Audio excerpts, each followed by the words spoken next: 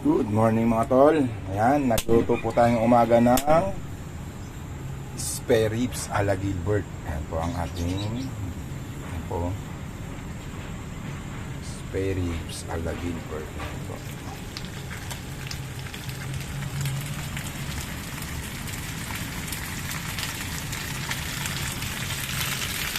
Ayan po ang ating almusal sa umagang ito. Dahil day off natin. Nagluto tayo ngayon ang ating pagkain. Ayan po. Spare ribs. Ayan.